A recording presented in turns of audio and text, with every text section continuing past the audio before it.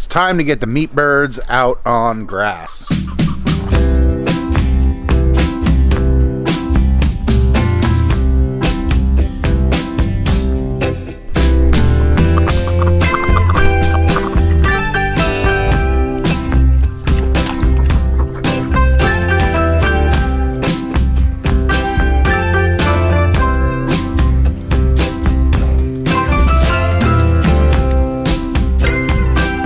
Good morning, everybody. How is everyone doing out there? If you watched our last video, you saw that the meat birds are getting a little big for the brooder we've got them in right now. We were originally going to move them out into the chicken tractor last week, but we had a late season snowstorm which hampered those plans a little bit, and we had to keep them in the brooder an extra week, which for Cornish crosses is no bueno. But it's a nice day out today. I've got some time before I have to go into work. So we are going to try and do our darndest to at least get them out into the chicken tractor with feeders and waterers. And then I'm going to work to possibly set up the electric fence. The electric fence shouldn't take much. It should be really quick. First, we got to get everybody fed and watered though.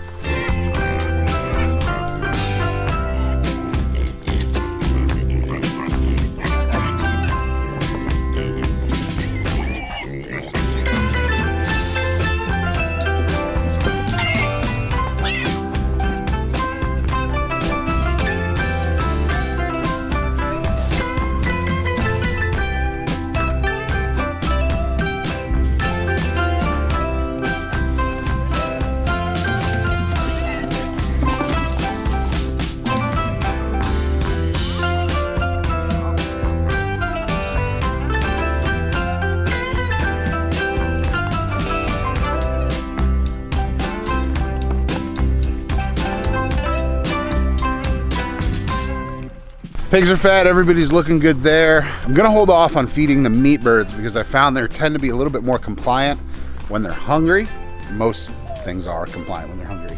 But I gotta figure out how I'm gonna move them down into the chicken tractor. I don't know what I'm gonna move them in yet. Probably the gorilla cart. I gotta figure that out now.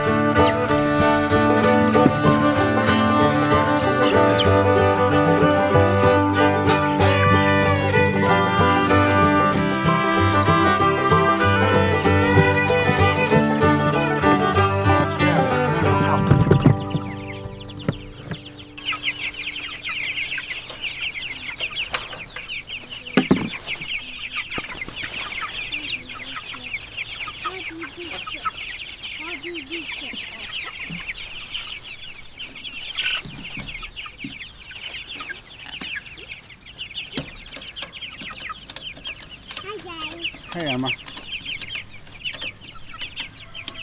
These are Rent-A-Coop water cups that we use on our 5-gallon bucket waters. There's a couple different versions out there. There's some with nipples. There's some that, like these, that we use. These don't have a nipple. The nipple drinkers, they take a little bit of figuring for the birds. The birds have to figure out how to use them, which for us is not necessarily our favorite thing. We want everything to be as turnkey and easy as possible. So we use these Rent-A-Coop waters. They're really easy for the birds to figure out. It just looks like a regular cup of water. And they're spring loaded, so when they have enough water in them, they stop flowing. And when the birds drink out of them, they spring up and allow more water in.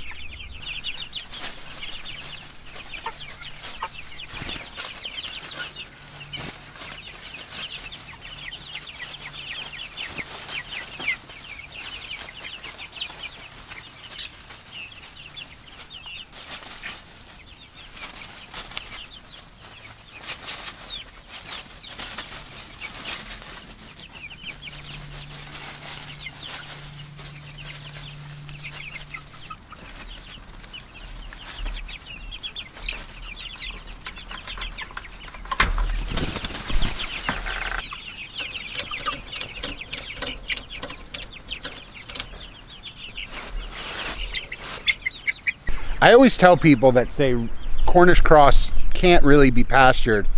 I always point them to our videos, because last year we started doing it this way, and as you can see, I put the food in there. They haven't been fed since yesterday, and it was in there for probably 10 minutes filming.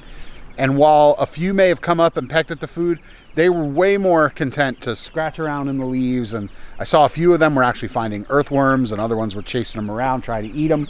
If you want to pasture Cornish cross, it can be done. You've just got to get them out on pasture. You've got to make them want to go and root around their pasture. You know, put their feed on one side of the pen, put their water on the other side of the pen, but you can make it work.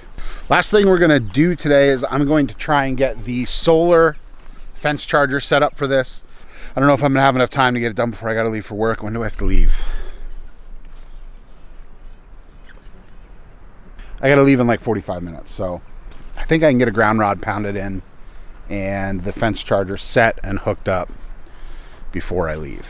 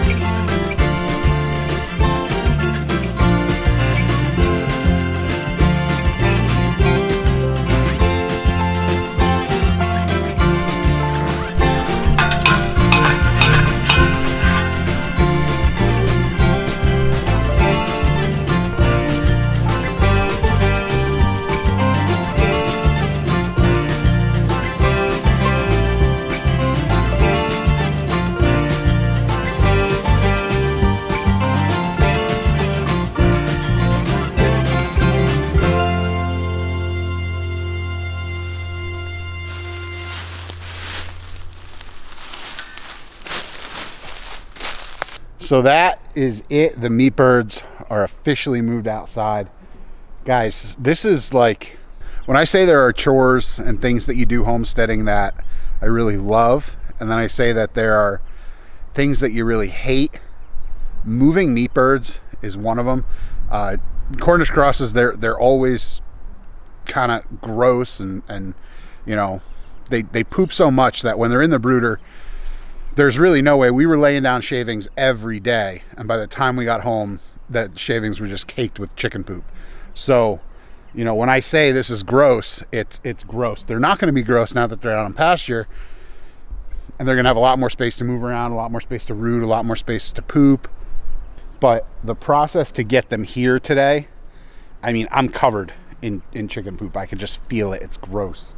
So I'm gonna go inside and wash up before I have to go to work. The fence is up. It's hitting hard now. I pulled all four corners tight. I've got to straighten out this one line that you can see behind me here. It needs a little bit of cattywampusing corrected, but other than that, it's good. I do have to still go around and I stake down the bottom edge using landscape staples that you use for like landscaper cloth, and that's just more to keep, one, any areas where there's some undulations, it'll keep the fence down along the ground, but two, the chickens, when they see you coming with food, they'll actually bum rush the fence and some will squeeze under it. So so that is something we need to do. I need to keep that stapled down. But yeah, thanks for watching. Thanks for following along. We'll keep you posted on how the Cornish crosses are doing, and we'll see you in the next episode. Take care. Bye.